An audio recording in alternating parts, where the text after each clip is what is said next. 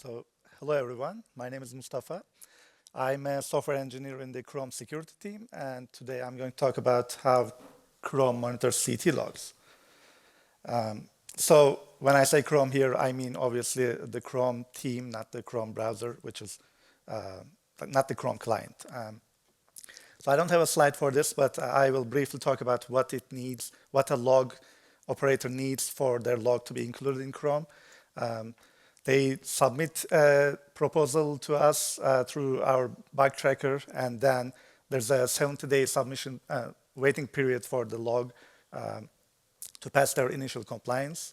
And if we detect no issues with the log through that 70-day period, we qualify the log, and then after another 30 days, I think, we make the log usable in Chrome. So what it means for a log to be monitored is basically we are looking for certain adherence to our log policy. And quick recap of Chrome's CT log policy is there's basically three things we are looking for. First of all is we want 99% availability on all of the endpoints of a log. The endpoints must be healthy, operational, and then they also must be public and not serving only to Google. We want this applies to both to RFC 6962 logs and also to static CT API logs. Even though they don't have the same endpoints, the checks that we do are mainly the same for both specs, both log specs. We want obviously 100% correctness. The log contents, some of these checks are basically the log contents must be consistent. The log must not violate any the MMDs and should serve valid proofs, for example. And we also want that extra bit of communication from the log operator. We want the log operators to extensively use the CT policy mailing list. We would like to see incident reports and any scheduled maintenance or downtime to be announced in CT policy list. And so we have a compliance monitor called Monolog. It's the internal name of the monitor. It's an evolution of a V1 version of the same of the compliance monitor, and it has more fine-grained checks over the V1 monitor. It has near real-time checks near real-time and periodic checks for availability, cert inclusion, and tree consistency, among with some other things. And we publish availability numbers for each endpoint, for each log daily, computed by all these checks. So quick word on incident handling. We have a Chrome security engineer rotation. I think we have 4 or 5 people in the rotation as of today. And our goal is to respond to any incidents within 24 hours. And this response basically means, I will talk about it later in the next slide, but it means investigating whether the incident is actually a real incident and then reach out to the log operator. We do weekly triage of open incidents. The open incidents are mainly availability issues. So certain logs can go down below 99% availability and just stay there for some time. So we would like to understand the trend over time, whether the availability is going up, whether it's going down, or whether it's staying flat. So it doesn't mean like if the availability of a log goes below 99%, we immediately distrust it. And also the incidents can come from other sources such as CT auditing. So incident response, as I mentioned, we have an incident commander that starts the initial investigation of an incident filed by Monolog. We first check for log correctness and availability, whether we are computing those correctly on our end.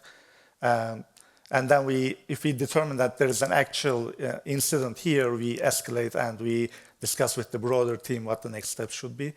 And the incident commander may eventually reach out to the log operator to ask them to provide some initial response on CT policy and talk about next steps. Unfortunately, we may eventually need to retire the log, as Andrew said. That happens, and I think this year has been particularly harsh on logs. We do check the potential impact of removal before we do actually take action on the log. So we want to understand whether there's any widespread impact that will break the web in general. And so I just want to say thank you for all of the log operators we have today. I think there was a version of this slide from last year, and we had only 6 operators. And now we have GeoMice and IP Engine networks here listed. And I think all of their logs are static CTAPI logs. And I think 1/3 of the logs today in Chrome's list, Chrome's trusted logs list, are actually static CTAPI. So, and all of the, as I mentioned, all of the new logs are actually static CTAPI. So I think there's critical mass on the static CTAPI ecosystem now. And I think that's all I have.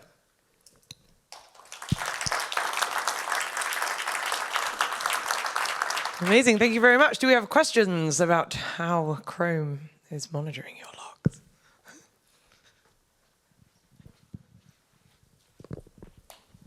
Thanks for the talk, it was really interesting. Can you say any more about the SCT auditing and the kind of incidents that you see reported through that pipeline?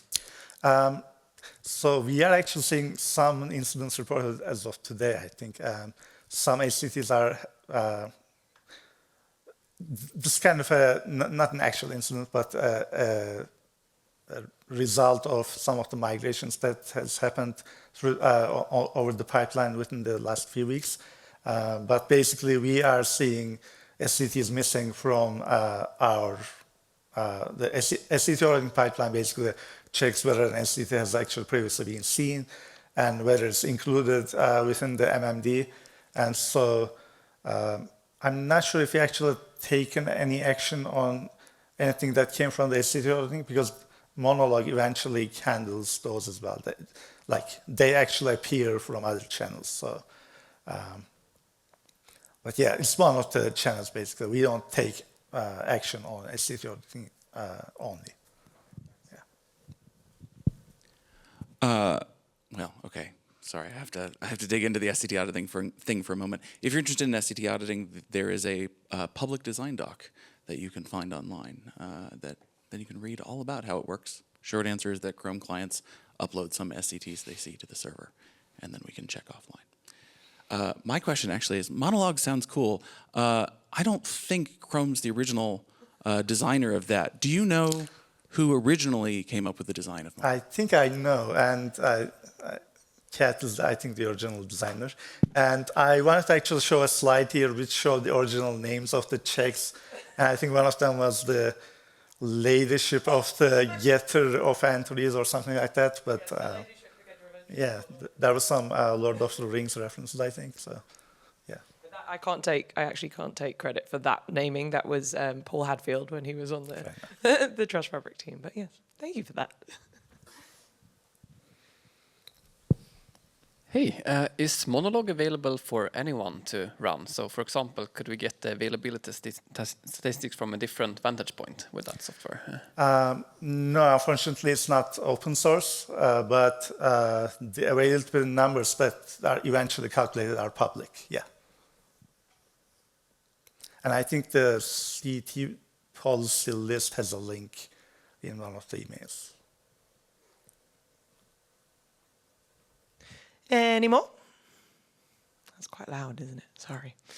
All right, well, in that case, let's thank Mustafa again.